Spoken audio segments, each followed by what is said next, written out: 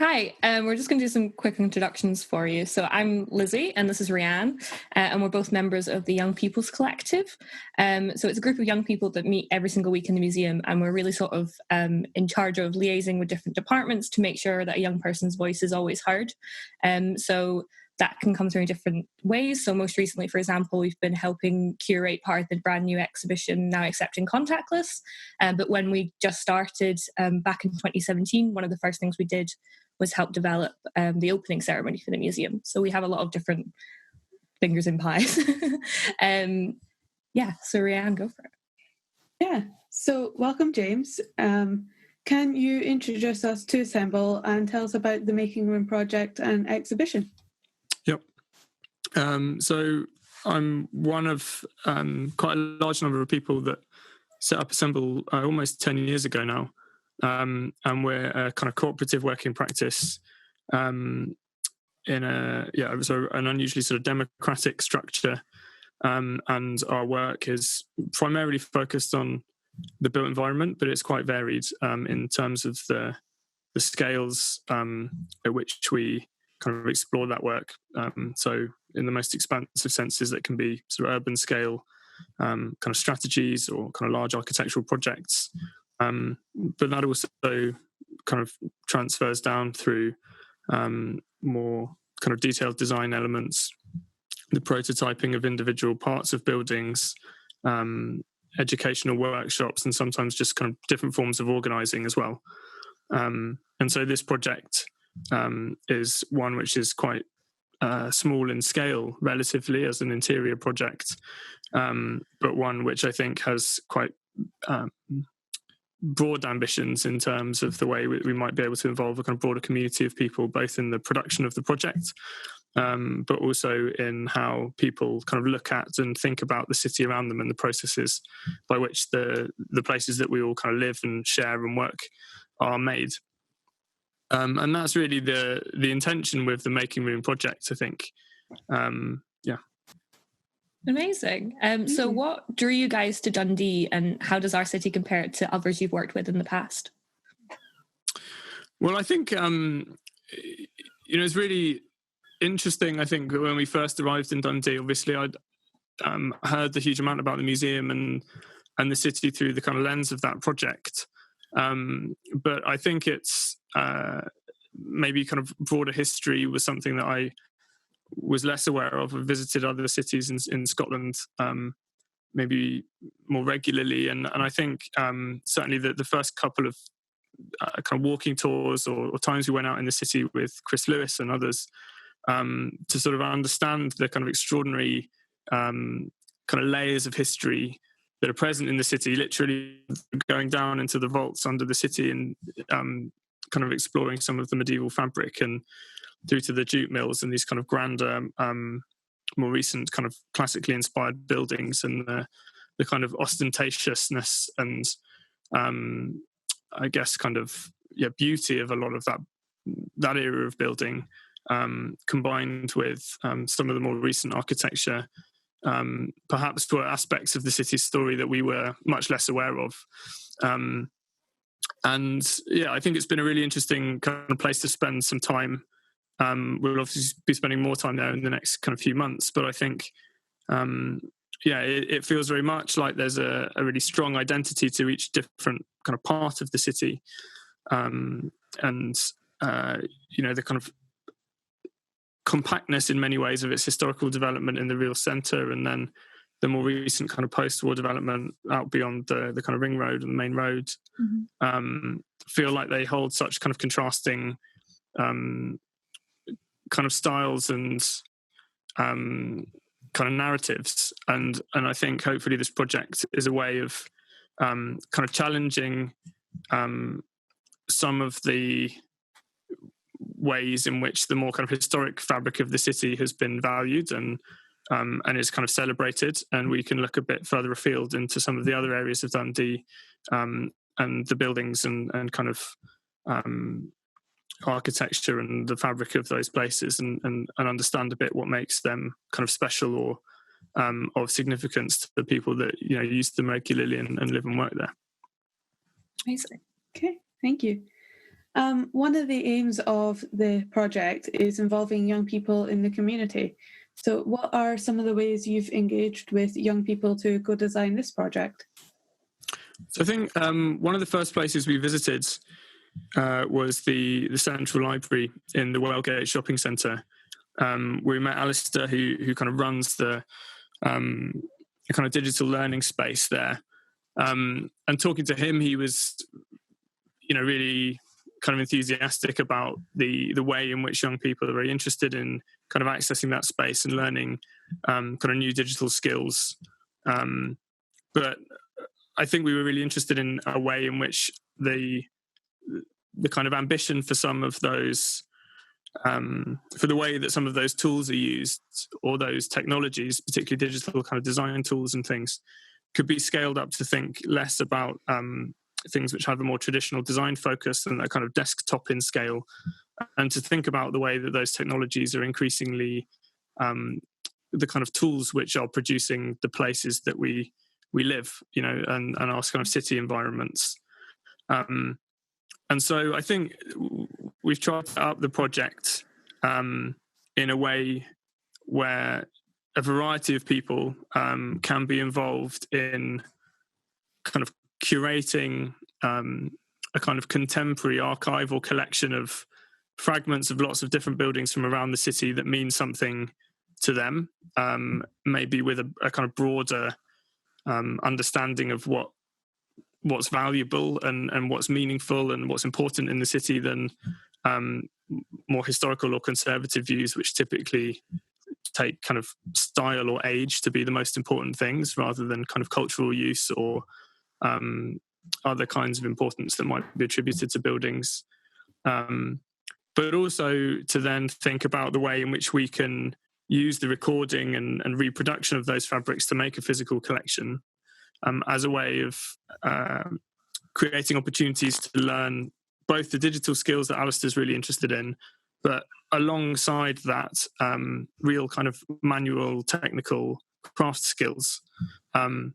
And I think the kind of combination of those two things is very powerful, because we've never had tools available that are as kind of flexible and as fast and as capable of dealing with complexity as the kinds of tools that we use in design and production today. But it also feels like we have less kind of skill or sensibility and kind of ability to sort of use our hands in sync with our kind of brains, relative to other generations. And I think often that can mean that we're sort of wielding these powerful tools without the same kind of skill or kind of intelligence or sensibility that previous generations were able to. And that's also the kind of education which is increasingly absent, I think, from schools, because they require workshops that takes a lot of time. There just aren't as many jobs in kind of manufacturing and those kinds of things as there used to be. So hopefully it's quite a rare opportunity to combine kind of hands-on making with learning about digital tools and digital fabrication and production, to really equip a group of people to be quite holistic designers and makers, or to take those skills in any other different direction. But I think that's really what we're hoping to do through this project, I think, is kind of establish a community of people that have quite a broad range of skills, both in the making of physical things with their hands, but also using digital technologies. Amazing. So you already mentioned Central Library there briefly, Yep. But that's obviously where the structure is going to be later moving to at the end of the project. How do you think that will change the use of the space? And were there any other organisations or places in the city that you considered? Yeah, well, at the start of the project, we met quite a few different organisations and visited a variety of spaces, principally kind of community sheds, which are sort of public access maker spaces that I think are really interesting. And we visited a number of really successful examples at different scales in the city, as well as quite a few of the city's libraries in kind of Black Nest. And so these kind of libraries in the Carnegie mould, often in kind of quite grand kind of neoclassical buildings. But Central Library felt quite distinct in that it's embedded within this 60s, 70s, 80s shopping centre, with a real range of things going on around it. And, it lacks the physical presence that some of those other more purpose-built library spaces have. The architecture of those, the kind of Carnegie libraries, a bit like the architecture of the V&A Dundee, right? It emboldens and really kind of celebrates and raises up the ideas that you can access within that space through its architecture. And that's not really the case within Central Library. It's this kind of extraordinary resource with really dedicated people and a really wide range of kind of regular users who go and access it for all kinds of information and support. And yet the physical fabric doesn't kind of communicate that importance and that kind of civic role that it plays. So I think we're really interested in using the production of the room and its transfer to the Central Library to, in a small way, make a space within Central Library that does really kind of raise up and celebrate the importance of these ideas in kind of culture, and hopefully act as a kind of, in some way, an equivalent to the grandeur of the Carnegie buildings, which were quite singular.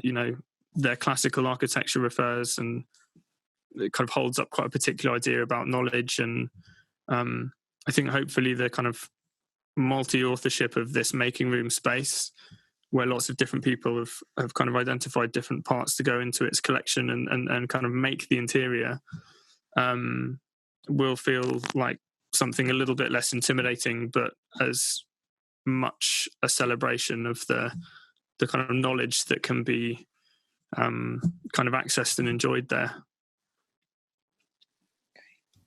That's great. What makes a building interesting to scan, and what is the criteria for it being included? Is it aesthetics, historical reference? Like, what makes it important? Yeah, it's a good question, and it's one I think that almost everyone we've spoken to about the project has a kind of different opinion. And I think at the beginning we thought quite carefully about the extent to which the scanning of the buildings should be very focused and have quite a kind of clear theme or kind of shared idea. And that's quite typical, I guess, in any archive. In a classical sense, somebody with a knowledge or authority brings together information or kind of a collection of some sort which they think represents the best of something, or there's a kind of status ascribed to anything that goes into that collection.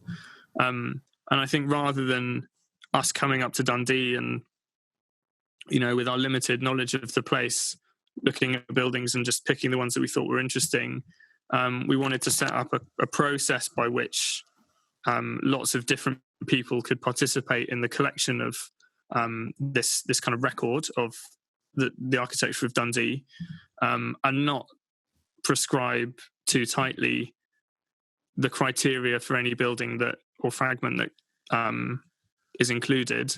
I think hopefully that should become a kind of popular record and produce a real variety from elements that come into the collection because of their historic significance or because of the skill and craft in the fabrication of a moulding, or it's just some will be good architectural details and others might be very, very ordinary, but contain a real symbolic importance or a kind of historic importance for particular people in the city.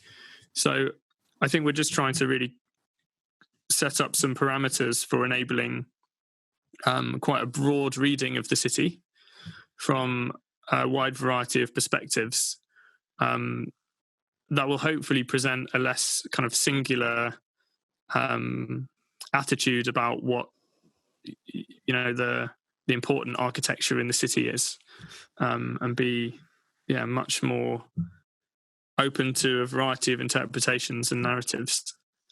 So I guess the criteria is any building that anybody feels interested about enough that they've noticed it, or they want to include it in some way. And actually there's a surprising number of buildings, I suspect, in any city where they mean very little to anyone, that are just the kind of the background environments that so yeah, in a sense, if somebody's noticed it, that's the first criteria. There's a reason why somebody's looking to include it. I think that's a stronger case as any. Great, yeah. So I guess leading on from that, so within the current conversations around sort of negative historical connotations of certain buildings, and sort of including the Black Lives Matter protests within that conversation, has that shifted the focus of the selection process for the buildings, do you think? I think it's reiterated the importance of including kind of multiple voices and readings of the city's historic but also contemporary fabric. Like, I think cities are interesting because they always tell you something about the kind of the politics and the history of a place. They're made by people at a particular time with a particular agenda, and they evolve and change over time to either kind of tear down and repair, or consolidate certain ideas that people have about kind of power or society, and so I think it's reiterated the need to look at the city through a variety of lenses, but not necessarily. I think that's something we were interested in doing at the start of the project. It's maybe foregrounded again the importance of identifying and giving structure to the process by which this collection kind of comes together, and the need for kind of a good kind of dialogue about what is going in and whether that feels kind of representative of a broad range of views. But I guess Dundee's history isn't just about its just about jutes or just about its colonial history. There's all kinds of and I think in some ways to focus on that is to focus excessively on the past, when there are still many, many things that are happening in British cities today which are about the way in which space can be used to perpetuate injustices and to exercise kind of control. And cities are never neutral territories, and I think if the project can in some ways open up a conversation about how the city is in a way like the way in which our politics is spatialized and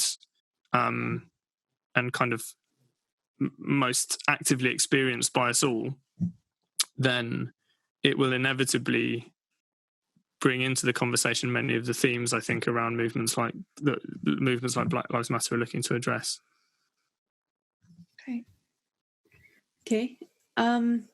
So your Sugar House Studios became Instagram famous, and you've previously spoken about considering how assembled projects appear in photographs. So does social media factor in how you want to portray Making Room? No, not really. I think, did you listen to the podcast with Joe? Yeah. No, yeah, we had a conversation about that. I think he spoke very well about it. But I think, it's definitely the case, I think, within the way that lots of projects are designed now, that there is an awareness of the role that the image will play in how the project is perceived and broadcast to the world. But I think oddly, I think that project was successful because building a beautiful facade completely transformed the character of an otherwise quite ordinary industrial yard into something that could be used both for that kind of everyday production and kind of messy work, but also had a totally surprising and unexpected public dimension because of this kind of colourful billboard. And that's, I think, what we're more interested in, is the way in which, like, a building with a strong character, or a room with a kind of unusual, quite special quality, can really celebrate the things that are happening within it. And so in this project, I think, more than making something, I think if we do that part right and make a good interior and a good varied collection of all these different building fragments from Dundee, it'll be something which is visually spectacular. But I think very rarely, I don't think we've ever started by thinking about how we can make an image of a project, and kind of working back from that. Because I think fundamentally, like, our discipline is about people in space, rather than a kind of more visual or purely pictorial idea, maybe. But yeah, obviously we want it to look spectacular, and that it does play a role in maybe, if it's very visually alluring and it looks great in photographs, then yeah, maybe it will become a kind of another selfie wall, and you have to go into Central Library and get past Alistair and learn a bit about the things that the project's about first, hopefully. Yeah. Great. So past Assemble projects have involved changing something in an area. Have you ever experienced any conflict from this? And how do you give weight to the opinions of people who already live in those areas? And do you think it's important to let the project be led by those participants? Yeah, it's a really good question. I think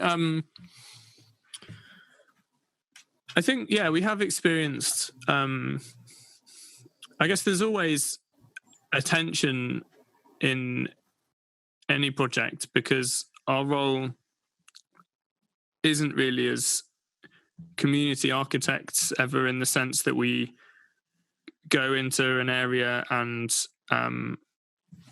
give all of our professional authority over to a group of people who don't have the same training or experience, which I think sometimes can be the expectation.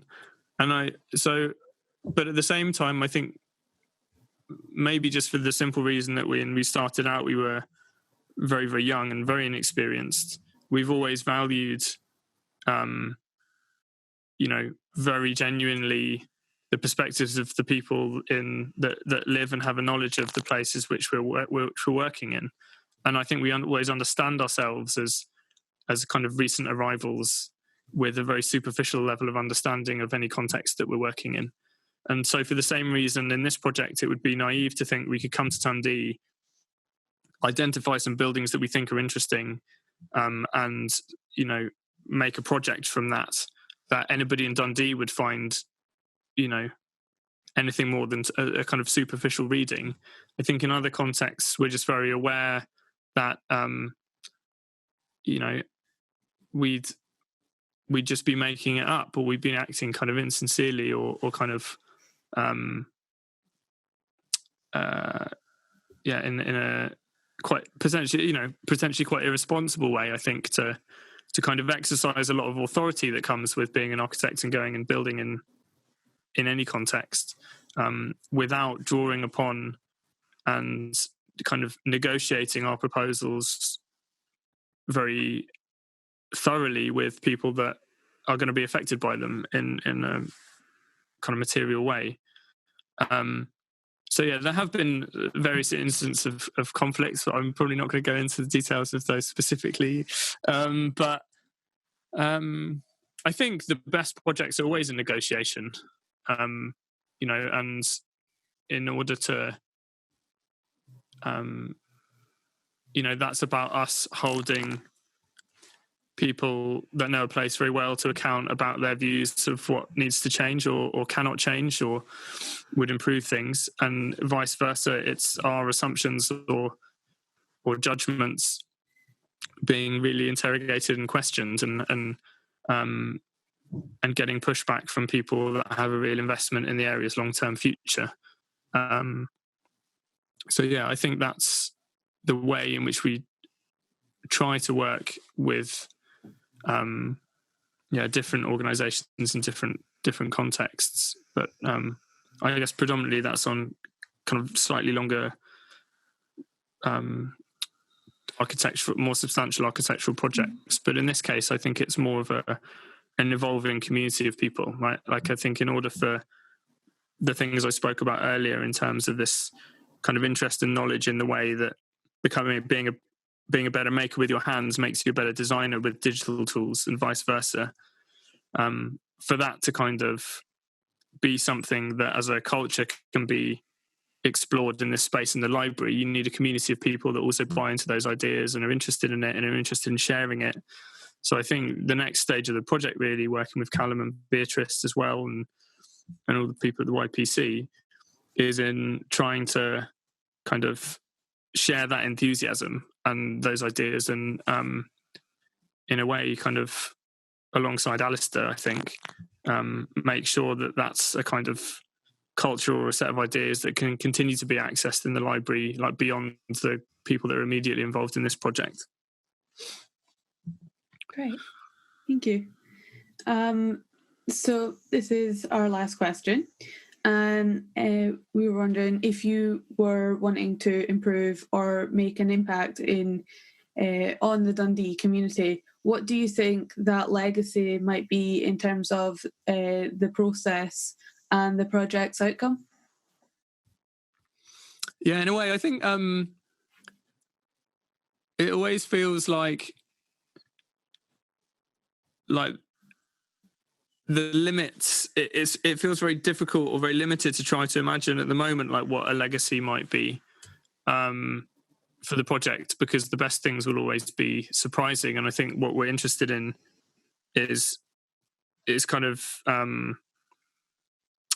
using the project to develop a set of tools, really, and a space which can be used as an ongoing resource that might enable people to make kind of projects of their own. And that will inevitably, the agenda of those projects or the shape of them will be totally determined by the things that those people are interested in, and that's beyond my imagination. So I think in some ways, speaking of legacy always feels like it can be a bit limiting in some respects. Like, it can be very concrete, talking about what would make the project successful. But I think if there's a community of people at the end of the projects that feel like they've learned a lot and want to share that knowledge, and that there's a role for this room that we'll make together in the library in kind of drawing other people in and encouraging them to sort of learn, both these kind of exciting and incredibly accessible new tools of design and production, but also the kind of increasingly rare availability of the kind of spaces and knowledge to make things really well and really carefully. I think that would be a great outcome, because I think that can then begin to sort of build a bit of a community around those kinds of ideas and practices, and and then I think the possibilities are always really open, and that feels more exciting, I guess, than trying to sort of put some kind of a more kind of quantifiable measure of success to it. But yeah, we'll see. Hopefully. I mean, I guess the question really is like, what would you like the legacy to be? Wow. Yeah, I think that's the thing that we talked about at the start of the project, was like, a month before the end, when this room is almost made and it's going to go to Central Library, I think, that's the time for a conversation amongst all the people that have participated about what happens next. What's the next project that you want to do together, or with a couple of other people that have been part of it, or with the technicians, or with the V&A. And so it's, how can this project enable the thing that we think is kind of politically important about making things in the world, is it enables you to sort of very directly start to understand your ability to make change in the world as well, right? So once you've made this room, which I'm guessing is probably like the biggest thing that you'll have made so far, like in physical terms, then it won't be beyond your imaginative capacity to make something 10 times more complicated, or maybe 100 times more complicated, especially if you're all working together.